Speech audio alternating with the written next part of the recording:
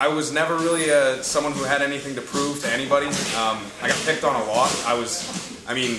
I didn't breach 90 pounds until my junior year in high school, you know. And I wrestled at 112 from my freshman year to my junior year. And I was just a little guy, you know. I was on the football team, didn't get much playing time because my helmet was bigger than me. And wrestling was something I knew I could be good at. You know, I wasn't going to be going against anybody too much bigger than me. I wasn't going to get run over, you know, by anybody. And you have to suffer defeat to truly appreciate a win. I was like that with my wrestling career too, and I would just get better and better. And when I won the state championships, I weighed 98 pounds. You know, at the 112, these kids are cutting down from 120. You know, and I was walking around at 98 pounds. And I was like, well, you're better than our 103, so we're going to put you at 112. You know, varsity. And my sophomore year, I walked through everybody, and I was like, you know, that was when I knew that I could hold my own in a scrap, in a fight, but I never really had any reason to. I never wanted to hurt anybody, and I was a pro wrestling fan more than anything, honestly. I just got into the soap opera-ness of it, and the acting, and, you know, just the glamour. I wanted to be a superhero. I loved flying around, and I was always constantly doing flips and crazy stuff and weird kicks. And, you know, I always felt that my athletic ability translated well in that environment, because I could look really good doing it, but I didn't know how much power I had or if I was effective or anything like that. But, you know, I was a good wrestler, so, you know, transferring to MMA, it was all right. You know, I'm not getting any wins because of my size in pro wrestling.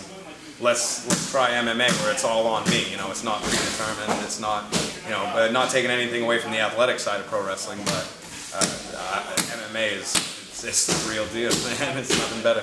I'm still a nice guy. I don't like hitting people, but it is fun when, you know, they agree to it, and I know that, you know, we're in agreement that we're about to beat the crap out of each other. Let's have fun for the next 15 minutes, you know, or whatever it is. And let's just do it and see what happens. I don't have that asshole mentality, like I just want to walk around and smash people, you know.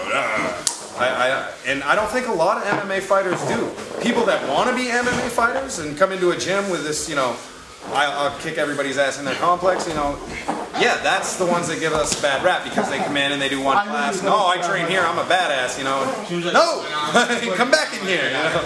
And those are the people I think that give fighters a bad rap, are the ones who think they're better than they are, you know. And any one of us that comes in here, you wouldn't even know that, you know, we get in the cage, beat the crap out of each other every night.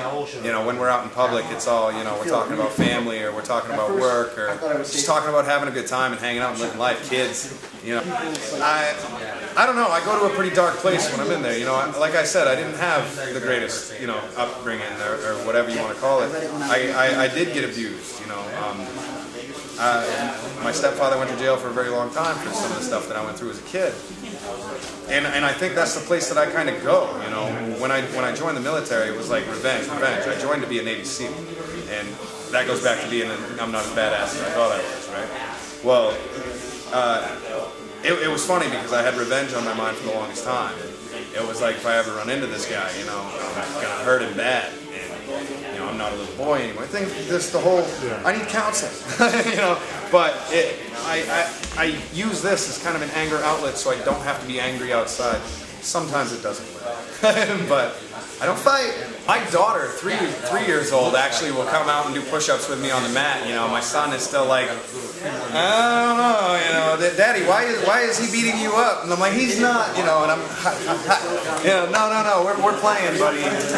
It's tough, you know. I mean, I know that they're gonna grow up and this is just gonna explode, and it's gonna be something totally different by the time they're old enough to understand it. I just hope that I can keep coming in and out of the cage and showing respect to my opponents, and hope that when they're old enough to come see me actually perform and do what I do, they'll see that it's not as violent and brutal, and it's not out of hatred.